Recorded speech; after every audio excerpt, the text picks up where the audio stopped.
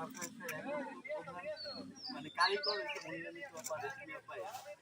আমাদের কিছুদিন আগে জানেন আর্টিস্ট ইলেকশন হয়েছে। ওই ইলেকশনে সবাই বলছে যে আমরা সব মা একটা নাটকে থাকতে চাই যত জলদি পসিবল। এবং ওইখান থেকে আসলে তখন আমরা রাশেদ ভাইকে প্ল্যান করি যে আমরা ভাই কী করা যায়। তখন ওইখান থেকে আমাদের আসলে প্রথমে শুধু নাটকের নামটাই মাথায় আসছে যে 10 মার এক ফুট নামে আমরা একটা প্রোডাকশন করবো এবং সব মারা মানে উইলিংলি এই কাজটা করতে আগ্রহ প্রকাশ করছে এবং আমিও সবাই নিয়ে কাজ করতে অনেক হ্যাপি। একসাথে এভাবে 10 মাসের মতো কাজ করা হয় না আমাদের, হয়তো 2 জন 3 জন এরকম থাকে। বাট আমি এই প্রোডাকশনটা আমাদের ঈদের প্রোডাকশন হয়তো খুব ভালো যাবে, দর্শক দেখে মজাও পাবে।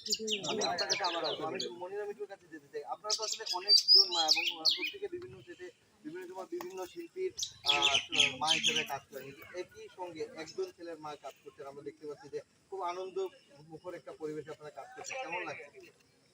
ভীষণ ভালো লাগছে। ছেলে একটি, কিন্তু মনে হচ্ছে ও আমাদের আরেকজন সঙ্গী। আর আমাদের মিডিয়াতে যত মা আছেন ম্যাক্সিমাম মা আমার মনে হয় যে একজন যোদ্ধা নারী এবং যোদ্ধা আমার সহশিল্পী। তো আমি সহশিল্পীদের ভীষণ মিস করি। আমি অনেকদিন থেকে আমার ইচ্ছা যে আমি অনেকগুলো মায়ের সঙ্গে একটা নাটক করব, কিংবা 2টা নাটক করব, কিংবা 3টা নাটক করব, যে অনেকগুলো মা সঙ্গে আমি গল্প গুজব করব, তাদের সঙ্গে সুখ দুঃখের আলাপ করব। এটা ছিল আমার ইচ্ছা। সেই ইচ্ছাটাই আমি তার কাছে ব্যক্ত করি, ডিরেক্টর নাজমুল রনির কাছে। সবকিছু মিলে মানে যদি মনে হয় যে একটা আনন্দমুখর পরিবেশ, আমরাও দেখছিলাম খুব খুশি এবং আনন্দ নিয়ে সবাই কাজটি করছে। আমাদের সবার মনেই কিন্তু অনেক দুঃখ বেদনা থাকে। শিল্পী মাত্রই আমার মনে হয় একা, শিল্পী মাত্রই দুঃখী। আমাদের সবার দুঃখ ভুলেই যে আমরা একত্রে কাজ করছি।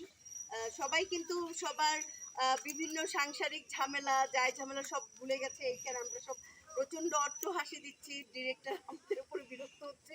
নাচর বান্দা আমরা সবাই সবাই যে যার মতন ডায়লগ দিচ্ছি, এক একজন হাসি। ডিরেক্টর কাউকে হোয়াইট বলছে, আরেকজন আমরা হাসতেছি, কথা বলতেছি। আমরা সবাই একদম প্রাণের বন্ধনে একাত্মবদ্ধ হয়ে আমরা কাজটি করছি, খুব আনন্দ। ধন্যবাদ আপনাকে। দর্শক শুনছিলেন যে মনিরা মিঠু বলছিলেন যে কাজটি খুব আনন্দ নিয়ে তিনি করছেন। পাশে আরেক